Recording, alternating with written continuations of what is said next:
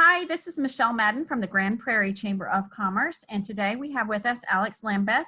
She is a licensed professional counselor with Fresh Start Counseling, and she is a member of the Grand Prairie Chamber of Commerce. Welcome, Alex. Thank you. Thanks for having me. My pleasure. So right now in this stressful time, there's a lot of information out there on the news, and I know that watching too much of it and all that can really build up some stress and anxiety. And so that's why we wanted to have you on. So I'm gonna let you take it away right now. Okay, great. So I kind of want to start off with this little thing here. It basically talks about, and I'm not sure how well visible. Okay. It basically talks about what is in your control and what is not in your control about the coronavirus. I'm going to put this down and I kind of read myself off this. So like with everything in life, we have control over some things and over some other stuff we just simply don't. And with this COVID-19, of course, there's a lot of worries. So I want to talk a little bit about what we can and cannot control. So what we can control is, let's start off with what I cannot control. I cannot control how others follow the rules of social distancing. We've probably all seen people not following the rule and getting annoyed and want to say something. The actions of others in general, predicting what will happen. None of us know exactly how long this takes, where this is going to take us. What other people's motives are, we cannot control that, how others react, how long this will last, and the amount of toilet paper at the store. What I can control and what I will focus on is my positive attitude, turning off the news, finding fun things to do at home, how I follow the CDC recommendations, limiting social media. We'll talk about that a little bit more later. Right. My own social distancing and my kindness and grace, where others may not always follow through with that. We can do that on our own. That's right. Okay. And also want to talk a little bit what the coronavirus triggers mental health issues. So I have another little sheet like this. Okay. And again, I'm going to just read that off. So with this comes a lot of worries, and that can lead to mental health concerns. Mental health concerns can lead to medical concerns. So it's important that we keep ourselves healthy and we limit those worries as much as we can. So there's feelings of despair, increased health anxiety, fear of what happens to loved one. There is increased worry about financial security. There is a worry about, am I going to make it? Am I going to survive? Right. There's hopelessness, job security worries, and social withdrawal is a big one because we are supposed to socially distance. So that is very difficult. So there is some loneliness issues involved there. So those are kind of the things that we're going to talk about. And I know, Michelle, you had some questions that you had prepared that we could go over. Okay, yeah, absolutely. So one question that I think might be on the minds of many is, how can I take my mind off my worries, whether it's about will my business survive or caring for my concern about my employees? How can I take my mind off that? That's very difficult at times like that. I think it's natural that we worry, and I don't think we can completely ever shut this off. We're going to have to use some coping techniques to do that, and I'm going to provide some resources for that. But deep breathing techniques, being mindful, trying to focus on positive things that we do have in our lives, because we all have that. Right. And sometimes we just don't realize that. We need to focus on that. Lean on our family and friends, and also lean on our faith or spiritual beliefs if we have those. That can be very helpful. It's okay to have worries. It's okay to speak to others. Just not buying into the panic and into this overall, mass anxiety. Okay, great. And then another question. Sometimes during the workday, I realize my shoulders are very tense. Maybe I'm taking really shallow breaths. And do you have any tips for people to relax at their desk or in their workplace? Yes, I would say we all can probably at some point get up, stretch, and kind of move our shoulders. And then again, deep breathing, just kind of trying to relax, and at those moments really being mindful and trying to think of something else than the constant worries, because Keeping the thoughts negative is not going to move us forward. We need to think positive. Okay. All right. And that, doing that for 5 to 15 minutes. 5 to 15 minutes. Okay. Yeah. And that probably really does take you away, and you can reset your focus. Yeah. And if you have employees, which I know a lot of our chambers do, maybe also encourage the employees to do that as well. Okay. That's a great point. Especially right now, I guess this is also real helpful and a good way for if you have employees working remotely. Like if you want to check in and say, hey, you guys, let's all stand up together, like maybe do a group phone call and do that kind of thing. Or, yeah. So I think a lot of people are stress eating while they're all at home. I think I saw a meme on that about, every few days you need to try on your work clothes and make sure they still fit. So what do you have to say about stress eating? Okay, well, comfort eating, stress eating, I think we all know what that is. I would say stick with a healthy diet. Right now, it's important that when you go shopping, you make a meal plan. In fact, what I really suggest is think about the store you go and how the store is laid out, because you want to make it quickly in and out. So you don't want to run zigzags through the store. So write down what you want to prepare for a healthy meal, and write down exactly how you want to walk through the store as quick as possible with keeping your distance. So you're not going back and forth when you have to check out, get out. And then at home, of course, follow the meal plan, eat healthy snacks, but don't try to sit on the couch all day and constantly eat, because then it becomes mindless, numbness eating. And then on top of having all the other worries, you're going to start worrying about weight issues and health issues. And that's not good. So we're trying to stay healthy. That's a good point.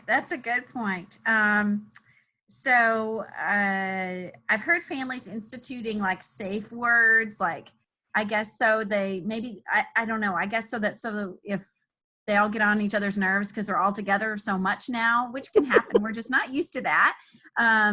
Safe words to, I guess, maybe stop the conversation or the path of the conversation. What do you think about that? I love that idea. In fact, I think a lot of families with smaller kids can do that also, when they're realizing in front of the kids that maybe the adults, the parents, starting to argue, to come up with a funny word, kind of maybe like snickerdoodle or something, where the kids start laughing. I think that's a really good thing. I think it's almost impossible not getting agitated, frustrated when we're sitting on top of each other.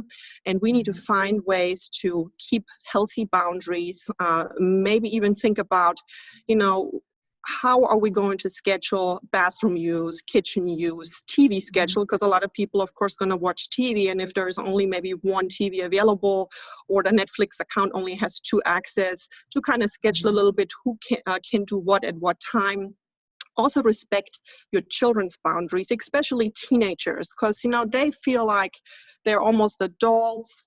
And a lot of times we just kind of run them over, but realizing, that they have a sense of privacy, they have a sense of making their own decisions. And while we do have to enforce things right now for safety, communicate with them what is going on, let them know why those things are happening. And I think the most important thing is trying to model positive behavior, because if we are showing this anxiety and this mass hysteria and talking about, running into the store, can't find toilet paper, and coming home with this panic, well, we're going to portray that to them. They're going to, of course, feel the same way. But if they see we're calm, we're collected, we're positive about it, they're going to be that way. That's good. That was one of my next questions was, how do we keep our kiddos calm? And one thing that you also brought to mind is with the privacy and with the having the kids around. There are a lot of college kids that are used to independence, and they are home with us, and they're used to wanting to do what they want to do because we're not with them at college. So again, I guess they fall in the kid category, but keeping it all calm, right? Yes, it is. Yeah. So I think too, let's see. Okay, I saw this on one of my personal Facebook page. A friend of mine talked about not knowing where to draw the line when it comes to decontaminating things, especially after a trip to the grocery store. So she went into the grocery store with gloves on and a mask, selected all of her items, got them home, and then was in the garage like, do I wipe down every single item? Do I bring them in, then clean the counter? Like, she didn't know where to draw the line. And then I feel like it's becoming it could become a big anxiety thing. And so where do we draw the line? I've had those thoughts too. In fact, I thought about, there is a lot of restaurants that still deliver food, but the food is touched. So, is it safe to eat it? We all have questions like that. I would always recommend to, look at those government websites, CDC, and follow their instructions. Nobody has said anything about that we can't eat food that's made somewhere else, delivery food. Nobody has said anything about that everything needs to be wiped down. In fact, the use of masks is right now limited to people who are actually sick. I still think it's a good idea to wear masks and gloves and all of that. But, within reason, follow what they're telling you to do and not worry too much about anything extra. Okay. Yeah. I think that sometimes people who are in high tension jobs already are trying to keep their employees informed or keep their customers informed, have an additional layer of stress with what's going on right now because they want to keep their business going, but they also want to take care of a bunch of people. So do you have any tips for them to calm themselves down? That's hard because, being a business owner myself, I know the worry that comes with this and what, the unknown, what is the economy doing to me? And, trying to stay rational. The best thing I think is communicate with people, communicate with your family and friends, and also communicate, with people that work in your field, even your competitors. This is not the time to worry about competitiveness. This is where we're going to come together to find solutions and other ways to hopefully make the business run. For some businesses that may work, for others not, but maybe also come up with some flexible plans on, we're already doing this, like working from home, or is there other type of services that I can offer? Right. And if there are any community resources available, such as loans or things like that, reach out to those resources and see what you can do. But only spend a certain amount of time of your day on that. Don't make this a 24-hour worry that continues through the night. Because at some point you need to realize, again, what you can control and what you can't control. And if you just worry about everything, it's going to affect your health. And at the end of the day, things are going to be what they're going to be, and you're going to be better off if you have not worried this entire time. And I think you touched on something really important there that I know helps me personally, that when I'm concerned about something, the more I put it off or the more I try to not pay attention to it, it still is there as a worry. But in the sense of this situation, say I am a business owner and I think, oh my gosh, I don't know if I'm going to have enough income to sustain. So doing those proactive things like looking at the Small Business Administration website, looking for an emergency loan, being proactive can help relieve some of that stress. Wouldn't you agree? Yes, it would absolutely do. But again, doing that 24 hours a day is not going to be healthy. So I would say, limit that logically to what it is needed. But at some point, you're also going to know that these are the resources available. This is all that I can do, and the rest is out of my control. And I need to focus now on being mentally healthy, to stay positive, and find some ways to cope and, get those worries out of my head, at least temporarily. And one great thing about what's going on is if you have some personal space around your home where you still you could go outdoors and kind of do some stretching or jogging around your yard or playing in your yard with your immediate quarantined group. Does that help things too? Yes, you can go out. In fact, the sun is very important, for people to just sit in the house and have their the windows all tied up. No, I mean, open the windows, get fresh air in, go out into the sun. We're not quarantined, or we're not allowed. We're quarantined, but we're still allowed to go outside as long as we're keeping our 6 feet distance. Take a walk. If you are seeing a neighbor, say hi, but stay away. Just be safe, but definitely try to get out of the house, because it is very difficult if you're just stuck in a box and you're not getting out at all.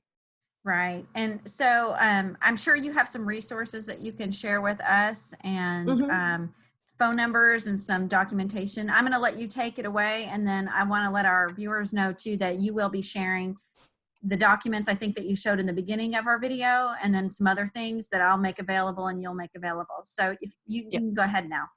Okay, there is one thing I want to also mention that is sort of important that I think we all need to realize, and that is that child abuse and family abuse in those kind of situations can go up because people are stuck at home and we're all frustrated. Right. It's easy for anybody to get angry and channel those emotions to other people. So, communicating is very important. But if you notice that somebody is at risk being hurt, if you see abuse, don't look away. Please report. These agencies are still available to help. And if a child is suffering, if somebody's suffering, we should do the right thing and we should report that. So I just kind of wanted to touch on that real quick. And who would be the proper agency to report? Because I mean, we have child abuse, there's elder abuse, and then there's everything in between abuse. What, I guess if you see something in happening at that moment, maybe that's the police. But if you feel like it's a long-term, and maybe you're a neighbor and you're seeing things and first you doubted it and then now you're seeing it more, what do you do? Well, if you're not sure where to report it to, of course, for the elderly we have, and for children we have different departments to report to. But the safest way is to just call the non-emergency local police phone number and talk to them. It's not an immediate emergency considered unless you're actually seeing an immediate, then, I would call 911, but otherwise call the non-emergency phone number and they will guide to the right person. Usually an officer is going to call you, ask you for details, and those reports can be made anonymous. You don't have to give your name if you're worried about that, and they will channel it to the right facility, the right department. Also, we have right now a mental health support line for Dallas, Ellis, Hunt, Kaufman, Navarro, and Rockwell County. And that number is 833-254-7544. So if you have basically any kind of concern about this coronavirus, COVID-19, and you're waking up in the middle of the night and you feel like you need to talk to someone, this is a good number to call. I kind of want to bring it in here. This is something I'm also going to add to the resources that is going to be available. Some of the other resources I'm going to share is from the Substance Abuse and Mental Health Service Administration, SAMHSA, and this is basically showing you to taking care of your behavioral health. They have some really good tips and tricks on here. And another one is from the County of Los Angeles Public Health, and this is coping with stress during infectious disease outbreak that requires social distancing. I thought that was a really great read and has some good ideas on here. Very appropriate for the time. Yeah, and there's a lot of good stuff on here that we already talked about, but some additional ideas. In addition to that, I'm going to make available some relaxation techniques, deep breathing, progressive muscle relaxation, where you basically concentrate on breathing and relaxing your muscles, which would be good about the shoulder thing we talked about earlier. Mindfulness exercises, meditation, and mindful eating. So that's a really good one. We talked about that. Setting healthy boundaries with anyone, family members in particular, that we're living with. And then coping skills. There's going to be some on here that may right now not apply because of the social distancing, but there's a lot of good other stuff on here as well. And then specifically coping skills for people that deal with anger, because it's easy to channel our frustration to our loved ones, but we need to realize that is not productive right now. So that one as well. And then I'm also going to include a coloring page. Some people might think this is silly, but it's actually really relaxing, and this is giving us something to do.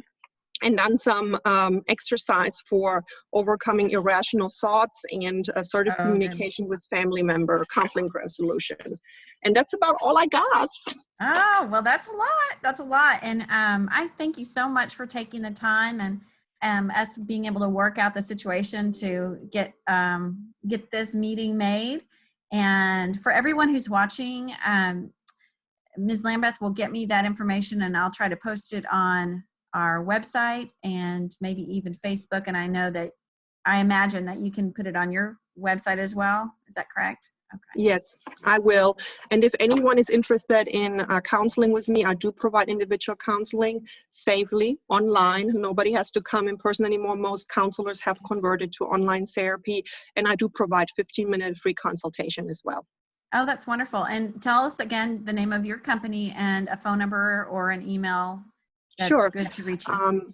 It's Fresh Start Counseling, and my website is freshstartcounselingpllc.com. And my phone number is 972-677-9210. Okay. Well, wonderful. Well, thank you again. And we Thanks for having will me. hopefully hear from you again in the future. Okay. Thank you so much. Take care. Thank you. Bye-bye.